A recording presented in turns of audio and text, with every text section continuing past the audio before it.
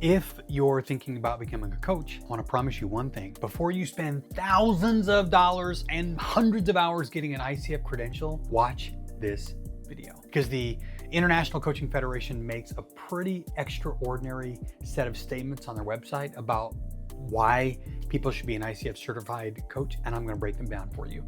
For example, they say, many coaches find that achieving an ICF credential is a necessity.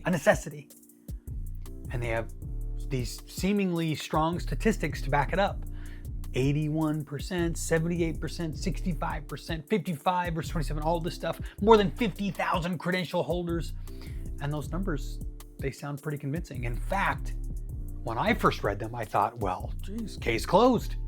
ICF is legit. If clients care this much about credentials, you'd be crazy not to get one. Except I started reading what their numbers actually measured and some information about their study, and something very interesting happened. The argument started falling apart. Not because the numbers are necessarily fake, that's important. And I'm not going to tell you ICF certification is worthless. I'm not even going to tell you not to get one. What I'm going to show you is something much more valuable. The evidence ICF presents does not prove what many coaches will naturally assume that it proves. And once you see the difference, you'll be able to make a much smarter decision about whether ICF credential is actually worth it for you. And wait until you see and where that 81% number comes from. It'll blow your mind, because this is where things get really interesting. My name is Don Markland. I'm the co-CEO of Numi.com. We're the #1 coaching marketplace in the world. We have over 34,000 coaches on our platform, and I know coaching. And I see people come to our platform every day saying, I have my ICF certification, I have my ACC, PCC, MCC, I have all these things. Why am I not getting clients? And I'm going to explain it right here. So let's jump into it. Let's start with one word. Necessity. ICF says many coaches find achieving an ICF credential is a necessity in a growing industry. Okay, my first question is incredibly simple. It is a necessity and necessary for what? Exactly. Is it legally necessary to coach? No. Does the evidence presented establish that it's necessary in order to get clients? No. Does it establish that you need this certification in order to reach 6 figures? No. Does it establish that credentialed coaches have higher profit margins? No. Does it establish that you need a certification to retain clients? No. Does it establish that ICF coaches produce better outcomes? No, not even from the evidence they're presenting here. So already I have a huge problem with their stats, because there's an enormous difference between saying this credential may be valuable and you need this credential in order to succeed. Imagine a university saying getting an MBA from so-and-so university is a necessity for entrepreneurs. Okay, show me. Compare otherwise similar entrepreneurs. MBA versus no MBA. What happened to revenue, profit, survival, growth? Then we can have a conversation about it. But you can't simply tell me lots of successful entrepreneurs have MBAs, because that's not the same argument. And keep that distinction in your head, because you're about to see it again and again and again. Okay, now let's talk about the increased visibility claim that ICF says. ICF's third biggest reason for becoming credentialed is, they say, increased visibility. Credential holders get a digital badge that they can put on LinkedIn, their website, email signature, social media, and credential holders who are also ICF members can receive a listing in ICF's Credentialed Coach Finder. Okay, those are real features, and I'm not arguing that. But I want you to notice what hasn't been established. Imagine I create something called the Official Coaching Super Badge. It's a beautiful badge, graphic design, gold, sparkly, it's animated. You can put it on LinkedIn, put it on your website, tattoo it on your forehead if you want. And then I'll tell you, this increases your visibility. Well, of course it does, right? Because you're putting it everywhere. But hopefully you'd ask, how much does it increase my visibility? Because visibility isn't the business outcome you actually want. Clients are. That's what you want. So if we're evaluating the credential as a business investment, I want to know how many people click that badge actually. You have the codes right? You can see how many actually click the badge. How many qualified leads does it generate? How many clients come through the directory? What's the median number of inquiries per listed coach? And what's their conversion rate? And ultimately, how much additional revenue does this badge produce? Because ICF says its Coach Finder can help connect you with people and organizations seeking coaching. And I'm sure it can, but almost anything can help you find clients. LinkedIn can help, YouTube can help, networking can help, speaking at conferences can help, podcasting can help, sending 100 cold DMs while crying into a Starbucks can help. That's not the question. The question is, what is the incremental return? If becoming credentialed costs you money, training hours, coaching hours, and opportunity cost, does the additional visibility produce enough qualified demand to justify the investment? The evidence presented in this argument from their side doesn't even say that. So here's the question I'd ask ICF before I move forward. Show me the leads. Don't show me the badge. Show me that comparable credentialed coaches receive X% more qualified inquiries, or that the median directory listing produces X clients per year, and then you've got something commercially useful. And without that, increased visibility is just some feature. It's not proof of ROI. Now let's go to their claim about 50,000 coaches, this little trick that they do with the data, and it's a little annoying. Now we get this number from them, this 50,000, in their second reason, because they say it gives you a competitive advantage. And this begins with a fantastic sounding statement. More than 50,000 people worldwide have recognized the value of an ICF credentialed coach that they bought for their coaching practice. Wow, 50,000 people. There's just one problem. How exactly was value measured? Because if the evidence is essentially that 50,000 plus people obtained the credential, great. Now we're just using a circular argument. 50,000 people doesn't necessarily mean 50,000 people got value out of it. Purchasing or obtaining something establishes adoption. It doesn't automatically establish ROI. Imagine, for example, if I sold an online business course and said 500,000 entrepreneurs have recognized the financial value of my course. You can ask, wow, geez, how did this help their businesses grow? And I respond, oh, well, I don't know that, but I just know 500,000 people bought it. You'd say, well, that's not what I asked. And you'd be right. If we want to measure the economic value of a credential, show me income before and after, clients and client demand before and after, close rates, pricing, retention, referrals, profitability, and ideally compare those outcomes with similar coaches who didn't become credentialed. Because credential count is an adoption metric. It's not an outcome metric. Now, let's talk about their next claim that they say everywhere, and they say it on their site, and they say it in this area too, that ICF is the gold standard for coaching. They have this amazing phrase, the global gold standard. And I want to be careful here. ICF clearly is a major organization in a professional coaching and has established credentialing standards. That is not what I'm disputing. What I'm questioning is using gold standard as evidence for why you should buy the credential, because who's calling it the gold standard here? ICF is. In marketing terms, that's called positioning. If Ferrari says we're the gold standard of sports cars, and maybe they are, but Ferrari saying it isn't independent evidence that Ferrari is. So the relevant question is, according to what external benchmark are you the gold standard? Is this industry recognition, employer requirements, consumer preference, comparative outcomes, independent research? Because there's a difference between ICF has widely recognized professional standards and ICF is objectively the gold standard. One is a potentially testable proposition, and that's good. The other, though, can very easily just be branding disguised as evidence. And now, we're going to talk about the statistic that I think every coach considering ICF needs to understand. This big 81% number. ICF says 81% of coach practitioners agree or strongly agree that clients expect their coaches to be certified or credentialed. That sounds devastating, doesn't it? It sounds incredible. 81%. Clients clearly want credentials. But wait a minute. That is not what the statistic says. Read it again. 81% of coach practitioners agree that clients expect credentials. They didn't ask clients. They asked coaches who already had a certification from ICF what they think clients expect. That's very different than we surveyed all these people who purchased coaching and they said they expect it. You're asking people with the certification to validate, was this worth it? That distinction matters. Imagine I survey 1,000 personal trainers and I ask, do you think customers expect personal trainers to have six-pack abs? And 81% say yes. So can I now publish 81% of customers expect their trainer to have abs?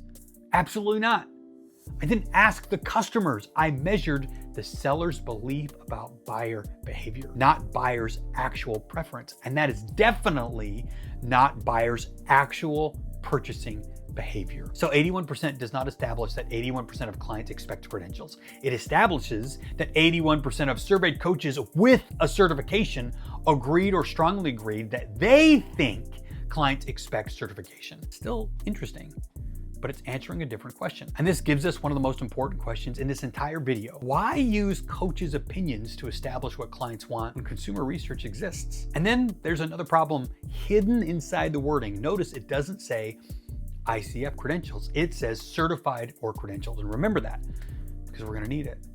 Because certified doesn't mean ICF certified. This distinction appears throughout their entire argument. They mix and match all the time. And the consumer research talks about whether someone's coach had a certification or credential from a membership organization. And that's broader than ICF credential. And this is really critical.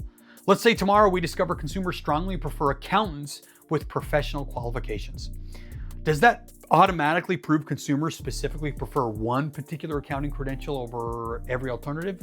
No, we need another comparison, like credential versus no credential. Does not automatically establish that ICF credential versus another credential. So even if consumers strongly prefer coaches with some form of certification, they still don't tell us the incremental value of ICF specifically. So you need to isolate it.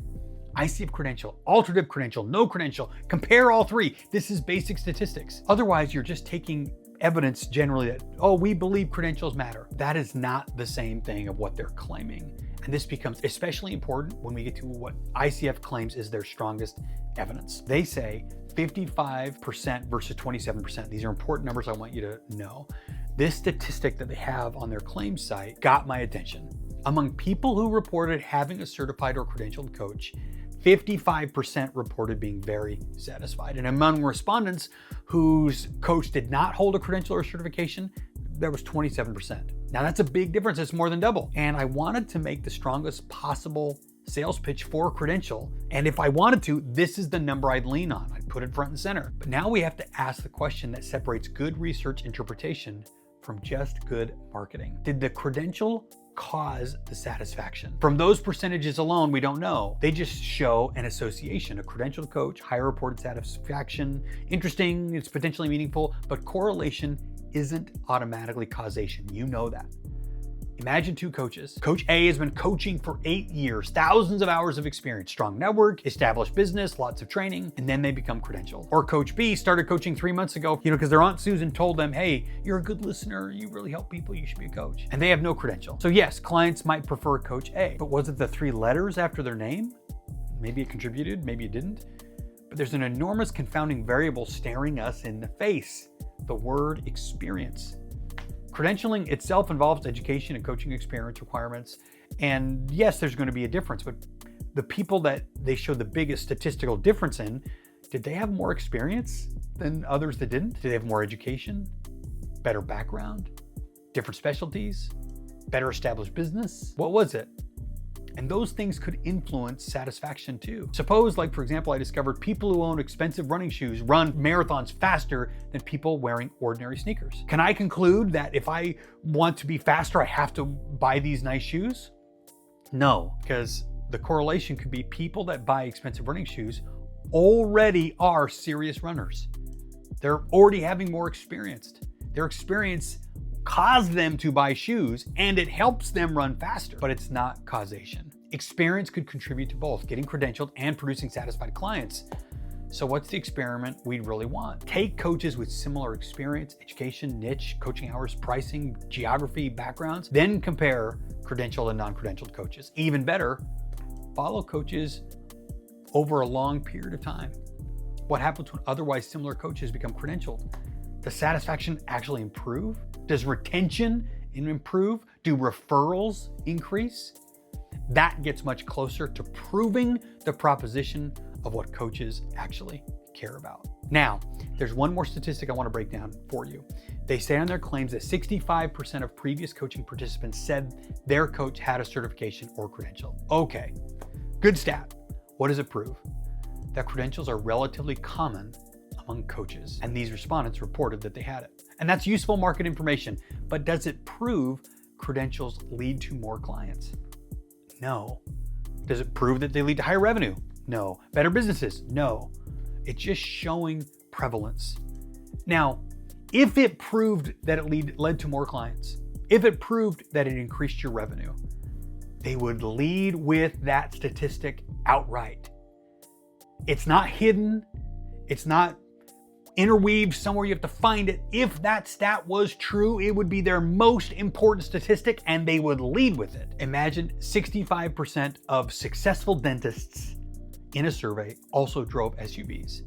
Would you conclude, well, if you want a successful dental practice, you have to drive an SUV? Of course, you wouldn't say that. That would be ridiculous. SUVs just might be common among dentists, and that doesn't mean it's the reason they're successful. Prevalence is not performance. It's very, very different. So, is ICF actually worth it? And we've arrived at the question that you've watched this video for, and I'm deliberately answering it here rather than in the first 30 seconds, because now you can actually judge the evidence for yourself. ICF's argument appears to want us to move toward the conclusion that ICF credential equals a more successful coach every time. But if you look at what the evidence we've examined more directly establishes, it says credential holders get a display badge. Some credential holders can appear in the ICF directory. Lots of people have obtained credentials. Many coaches love it and believe that clients expect it. Many consumers say certification or credentialing can be important, and credentialed coaches in the reported data were associated with higher satisfaction. All of those things can be true, while the question remains, does getting an ICF credential actually build you a better business with more leads and more opportunities? That's the missing piece. And that's why my answer is the ICF certification worth it? It isn't yes. It is absolutely no. But you have to be careful. What is it worth it for? If you want professional education and development, then great. ICF can be great for that. If you want it because you believe it will bring you more leads, open more doors, and give you actual opportunities, nowhere or have they claimed that. Nowhere do they defend that. Nowhere do they even try to prove it. They just try to use creative marketing and branding to let you infer that it could be. Getting certified can be great. It can make you a better coach, but it will not build your practice. It will not open doors. It will not open you into corporate coaching. No one cares. So before you get an ICF certification because somebody tells you it's necessary, answer these 5 questions. Number 1, where's the actual evidence? Does becoming credentialed actually lead to more leads? Number 2, where's the ICF specific evidence? If I have to get ICF, what makes their certification better than others that contributes to revenue, cash flow, and leads? Where's the economic evidence? What's the median additional revenue attributed to the credential specifically? Not visibility, not badges, actual money. Number 4, where's the behavioral evidence? Don't just tell me consumers say credentials matters. Show me whether credential change whom they actually hire when faced with competing coaches. And number 5, what's the denominator? All of your stats, all of your claims are compared with who? Like, who are you actually comparing it to? And this is why I actually think saying ICF certification is a scam would be just as intellectually lazy as saying every serious coach needs ICF certification. The evidence we've looked at doesn't prove either of them. An ICF credential may be incredibly worthwhile for some coaches. It may provide education, professional standards, get you over your imposter syndrome, I don't know. And then there are consumers who clearly report valuing coaching credentials. That's true. But I would never say those things and say ICF certification is necessary for success. It will not grow your business. And it's very different than saying getting the credential will cause your coaching business to grow. That claim is not valid. So don't ask yourself, is ICF certification good or bad? Ask the question, what problem am I solving? Am I trying to just be a better coach, or do I want to get leads?